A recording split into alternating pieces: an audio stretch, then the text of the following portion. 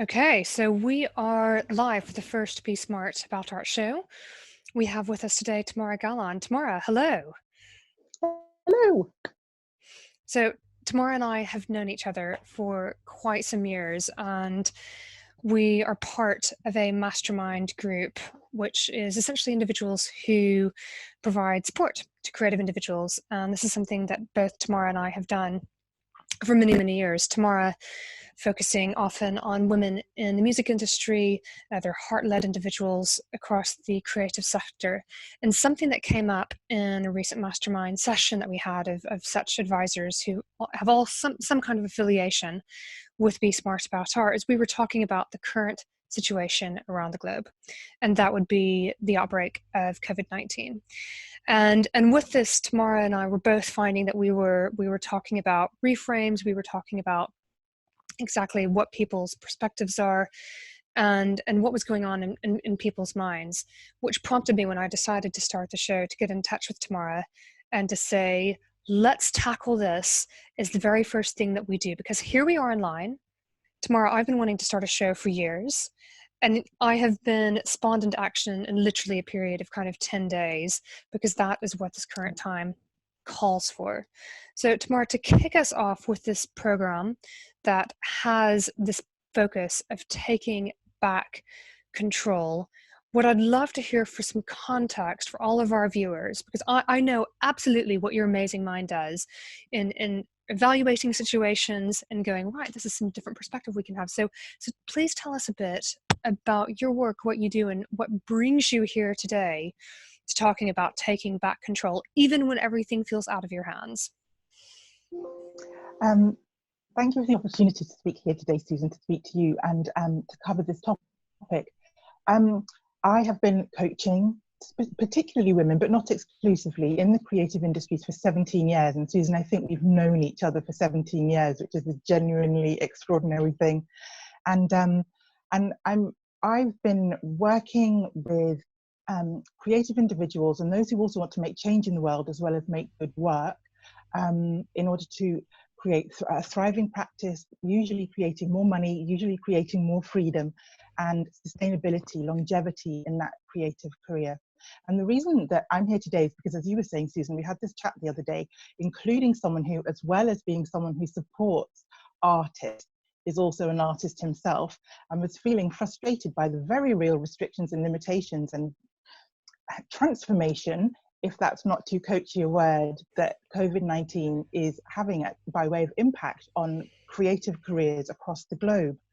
And yes, I'm a coach through and through. Cut me and I bleed coaching.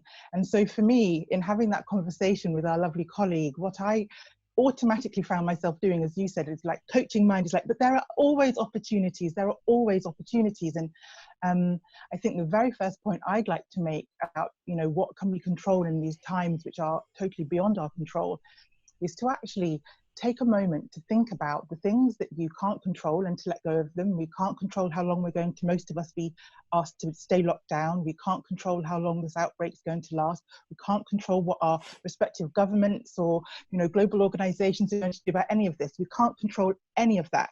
What we can control is ourselves, our environment, what we're thinking and what we're doing with our feelings. I'm excited by the possibilities, the things that will push people out of their comfort zone, the time that it might create for other people to explore things that have been on a back burner forever. So yes, I was mentioning the fact that the physical difference in the body between fear and excitement is simply in the breathing. Everything else is the same. So fear is this sensation, often, isn't it, of tension in the upper body. The eyes might be open a little bit wider. But the only difference between that and excitement is that we just keep breathing in excitement. And actually, I see so much potential transformation, and it's already coming on stream, that actually I and an awful lot of my coaching friends and colleagues are almost excited by this whole situation, compassionate, obviously, and being very careful of our loved ones and wider society. I voluntarily isolated myself a long time before the British government asked me to do so, because it felt like the morally right thing to do. And I'm absolutely not excited by chaos. Chaos and I are not friends, and I don't like massive change. But equally, I can see there's real potential in this if we can come away from fear. And that is one of the things that we can control. We can control how we respond to our emotions. We can't control the emotions we have. They are entirely their own entity, but we can absolutely control how we respond to those emotions. And my claim, the thing that I would recommend is to feel the emotion, name it, also incredibly powerful, feel it, and in feeling it, you can let it go. Because I think one of the fears that people have, Susan, in being with a fear, in not trying to push it away or resist it, is that if they give it, breathing room, if they give it a little bit of house room, it'll like move in with all of its luggage and it'll be there forever. And that's not how feelings work. Once you've felt a feeling, it's done its job and it can pass and the next thing can follow on behind. So please name those name the fear, name the emotion. I am sad, I am frustrated, I am unhappy, I am anxious, I am fearful, I'm overwhelmed. Name what you're feeling and then just be with it. It's okay, it's just a feeling. And then once you've been with it, it will feel like it's expended its duty and it will move on and something usually more positive will follow on behind it. So that is a thing that we can control. And we can absolutely control our breathing. We can control how we look after ourselves. We can control how we consume news, or when we're going to consume news, or whether we're going to consume news. We're so connected now, and I think more so than ever, new WhatsApp groups are popping up amongst friends, and people who have contented themselves with a WhatsApp group for years in my life are suddenly like, let's have a Zoom. So, there's connection everywhere. I would claim that it's entirely possible to not consume any news and not miss anything that's vitally important, because anything that's vitally important will be discussed by a friend, or a family member will present it to you in a manageable, slightly less scary fashion probably than endless consuming of news, if that's something that you can't be with and without it triggering you or making you feel a slew of negative emotions that you can't control. You can control those triggers. So I would once again say, think about how much news you want to consume, if any, and how. That's certainly a thing that we can control. And the other thing, Susan, that I would say we can control is the stories we tell ourselves, because it's incredibly easy to look at, cancelled business or gallery exhibitions that have missed their slot or are about to miss their slot, or the things that have come along and have ceased, stopped, gone away, possibly temporarily, possibly forever, and to catastrophize from there. What if the entire art market collapses? What if I never XYZ catastrophizing? What if galleries XYZ catastrophizing? This is a thing that we can control. There is really very little value in taking those thoughts any further than having them, noticing that you're having them, and then picking a better thought to have, which is, there are higher truths, things like this too shall pass, or there are opportunities in every situation. It's testament to the fact that I live in a world of a Facebook feed full of coaches, but the stories that the coaches that I know are sharing are, fascinating insights into previous massive recessions, or looking at past historical situations where there was massive change within the workforce, and saying that actually those people who held true to what it was that they wanted to be doing in the world, continue to market, continue to make sales, continue to have conversations, continue to engage with their audience, with the people who owned market share, when the time of the whatever it was, the interrupting incident was over.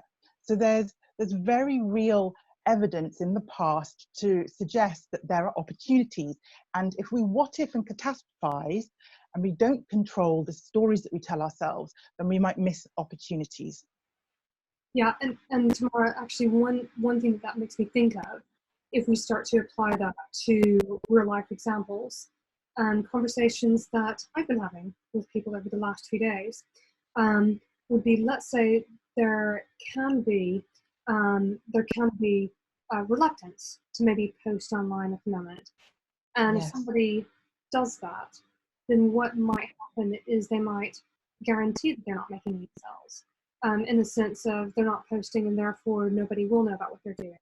Now it's okay, of course, Absolutely. to be creating a new body of work in the studio or creating a new curatorial project. But I thought, well, Absolutely. Absolutely. that is certainly Absolutely. something.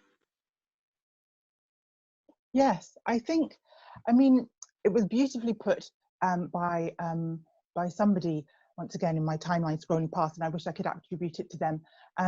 But she said she's had a lot of people saying, can I be selling at the moment? Can I be marketing at the moment? Mm. And will it upset people? That's the question. And she said, of course it will upset some people, but then, you know, some people are upset, you know, some people won't like that you're marketing, but then some people don't like puppies or unicorns. You know, we can't help what other people do or don't like. And that's the truth here. But the thing is that marketing is not an optional activity in a career. If you're a person who sells art, makes art to sell, then marketing is a non-optional activity. Whatever form that takes, something has to be happening. And And the we can fact rename that, it. We can rename it yes, communication. Communication. exactly, or engagement, or, you know, any number of other things that feel more you. But yes, it's a choice. The thing that we can control is whether we decide that now is the time to step back and, as you say, to make more art, because it just doesn't feel appropriate to you to be communicating, because maybe you don't want to communicate, maybe you're very much in like your feelings at the moment and you are being with those feelings, and those feelings are not ones that make you feel like you want to communicate. That's completely fine. And I think the thing that I've been talking to my clients about is the go-to always in all situations that I point people to, which is intuition. You Mm. know, intuition is as functional for us on good days as it is in times of global pandemic. Our intuition is still connected to the collective conscious. It's still connected to all that is bigger and wiser and more knowing than ourselves. And I think it's entirely possible, once we've decided that we want to take control of something, is to just talk to our intuition. What can I control in this situation? Like, what do I do? What don't I do? You know, our intuition is this never-ending, fabulous resource of honesty, but also based out of a knowledge of our fullest potential. And it knows where the opportunities are. So if you're willing to just take the time to breathe into feeling calm enough to listen, engage your intuition. It will have something to say to you, whether it's someone to reach out to or to just give you the honest truth. Yes, now is not the time for you to be communicating online. This is not the time for you. Back into the studio. Your intuition will give you that piece of information very, very willingly and very gently and very positively. It's not fear-based. If you've got fear-based thoughts twittering around in your head, or even like really in like a much more forceful energy than that, it's not intuition. It isn't. Well, and that brings me to something that you mentioned, and this was in some communication in the lead up to today's show. So you said the following: transferring your business online does not diminish your art, or you.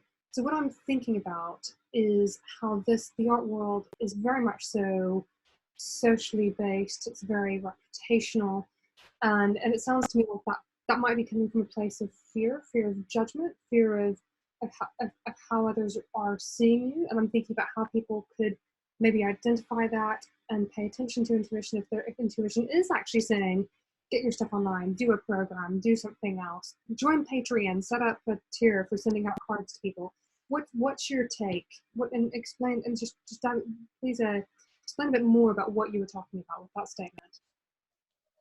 I think with that statement, what I meant was, there's real, I mean, you talk about connecting, and there's amazing and endless possibilities and options for connecting online. And I think that if you're a relationship person, if you're a connecting person, then it's entirely possible to move that experience online. If that's naturally you, if that's truly you, there are ways of moving that online. I think that old school, and this is more your area of expertise, Susan, but old school art, um, as an industry, has always set a lot of store by having to go through the process, by having to be seen by the right people, discussed by the right people, being seen in the right places. But so many people have been challenging that notion of how the art industry works for themselves. And an awful lot of that challenge has become possible because of the democratization of visibility by being online. So there is absolutely a fiscal benefit to being willing to engage with art online. And as I was saying to you, Susan, the last two pieces of art I bought both came through that. I bought them online. I bought them, and both of them were through quality relationships. One was with a friend who knows my art well enough to go, oh, I saw this and I wondered if you would be interested in it. And she was quite right, I was. And the other was a Patreon artist who I'd been supporting for some time, created a small body of work. And I thought, oh, I want that one and that one. Yes, I do. And so, you know, those relationships are there to be had. And the person who was on Patreon, I'd been probably supporting for a couple of years before I bought this particular piece, or these two pieces. And so I would say that there is actually a deepening of relationships possible, rather than seeing somebody once in an art gallery situation and then trying to build a relationship from there.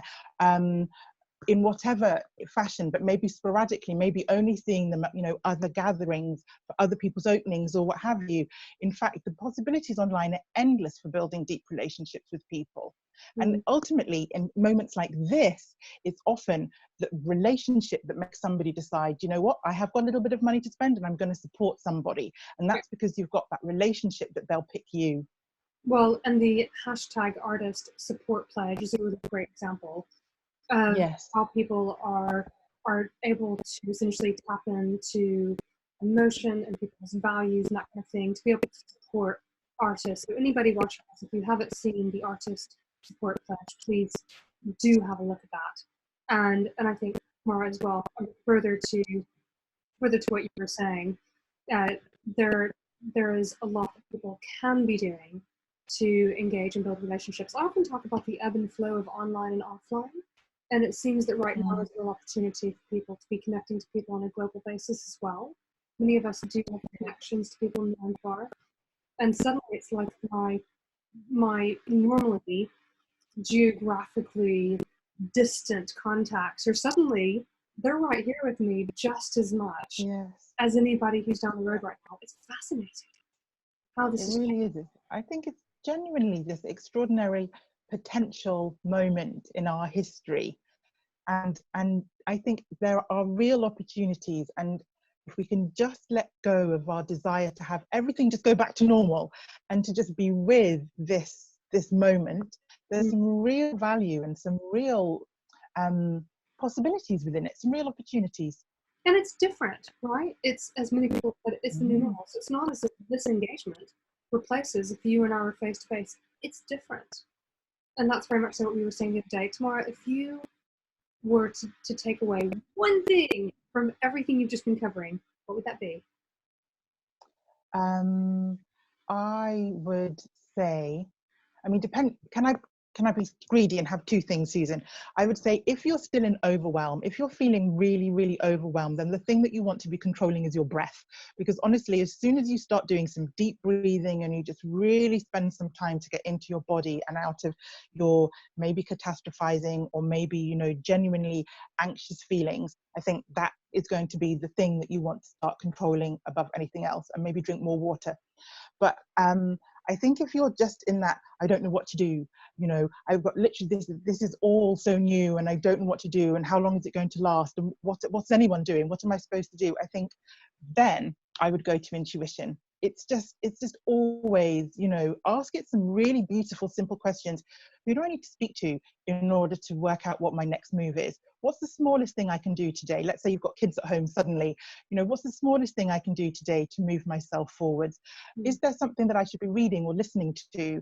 You know, just ask really super simple questions of your intuition in terms of how can I move forwards? It will always answer, and it will always answer right. That's amazing. And last but certainly not least, how can we keep up to date with you and what you're doing? Well, the place that I've been hanging out mostly at the moment is on Facebook, and I'm there as Tamara Galon _coach, and I also have a group on Facebook called Women in Creative Careers, More Money, More Freedom. And I'm about to start posting some articles based on all of this kind of thing, and doing some live chats myself in there for helping people to get focused, stay focused, and find the opportunities. So if people want to look for women in creative careers, more money, more freedom, then that's the group where you'll find me. But otherwise, I'm Tamara Gallon, coach. That's brilliant. Tamara, thank you very much for joining us on the Be Smart About Art show today. You have been our Thank you for having first me. guest speaker, and it's been truly insightful. And we'll look forward to seeing you again online soon, and who knows where else. And I'll just say as well that for anybody who is a Be Smart About Art member, come join us over at the Member Masterclass. We're going to run that for half an hour today, and tomorrow is going to be joining us alongside Deborah Henry Pollard, who is a business coach for creatives, who Tamara also knows. So Tamara, thank you very much, and see you online.